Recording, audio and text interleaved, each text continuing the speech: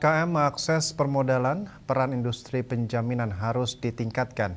Hal itu harus dilakukan untuk meningkatkan pertumbuhan dan daya saing industri penjaminan serta mendukung pertumbuhan ekonomi nasional.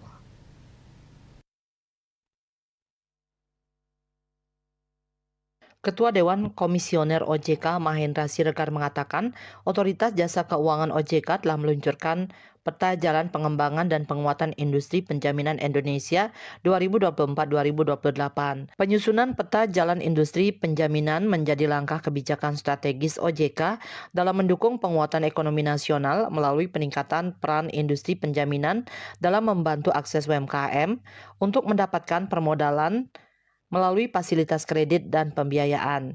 Dikutip dari kantor berita Antara, Mahendra mengatakan, peluncuran peta jalan pengembangan dan penguatan industri penjaminan Indonesia ini sangat relevan dan mendapatkan momentum yang tepat dalam mendorong inklusi keuangan dan keberpihakan kepada UMKM dengan tepat.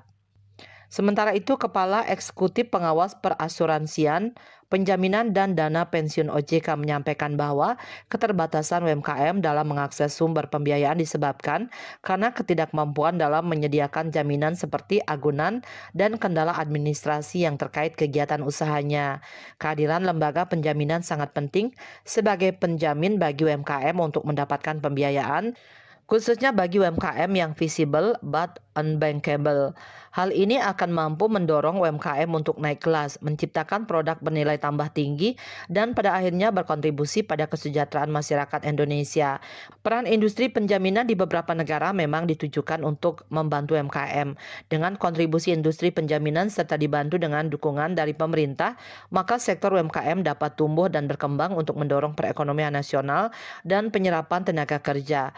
Lebih lanjut, Ogi menjelaskan bahwa untuk mempercepat pertumbuhan industri penjaminan, peta jalan ini berfokus pada 3 hal utama. Pertama, availability dengan attractiveness sektor UMKM bagi lembaga pembiayaan. Kedua, accessibility dengan meningkatkan akses dan informasi sektor UMKM kepada sistem perkreditan. Ketiga, ability dengan membangun kapasitas kredit dan manajemen risiko bagi sektor UMKM. Peta jalan ini akan diimplementasikan melalui beberapa program strategis yang terbagi dalam 3 fase, yakni penguatan fondasi fase 1 yang program strategisnya akan dilakukan pada tahun 2024-2025. Dilanjutkan dengan konsolidasi dan menciptakan momentum fase 2 yang program strategisnya akan dilakukan pada tahun 2026-2027 dan penyesuaian dan pertumbuhan fase 3 yang program strategisnya akan dilakukan pada tahun 2028. Dengan kontribusi industri penjaminan serta dibantu dengan dukungan dari pemerintah, maka sektor UMKM diharapkan dapat tumbuh dan berkembang untuk mendorong perekonomian nasional dan penyerapan tenaga kerja. Cita Maya Bali Pos melaporkan.